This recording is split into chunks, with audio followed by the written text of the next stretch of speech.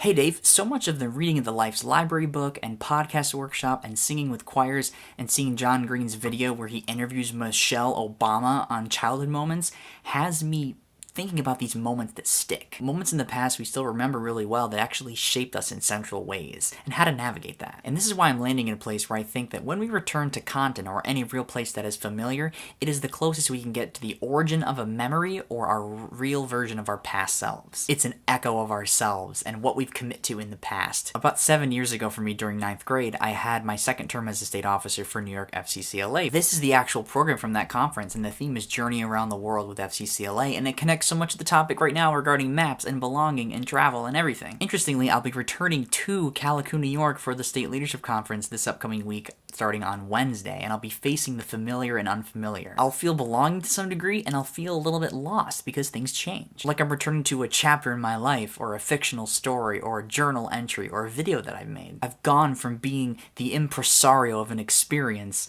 to being more of a spectator that can contribute by engaging with the conference and participating in it. In a way, the places I have visited and the stories that I have loved possess me, and I can't remove myself from the experience in the same way that somebody just gets over something that happens to them. Loved places or stories invested with a time and depth makes them feel like a home. This is why creativity's place in remembering things really intrigues me. Because the depth of engagement in creativity might be matched by the engagement in the depth of enjoying a story. I just think we dwell more in a so-called content or place when we are creating inside of it or with it. We are actively holding on to ourselves, our attitudes, our values, our ideas, our perspectives, against the ever-gnawing pressure from the surging impermanence around us that changes and ebbs and flows. We can decide what to really let change us and what to hold on to, but only to a certain point when we're aware enough to do so. And we truly only have so much control over everything, and that makes being lost in terms of self and place really common. So the question is, how do we healthily get lost and lose ourselves? What unknown, or another fun word I like to use now, Terra Incognita,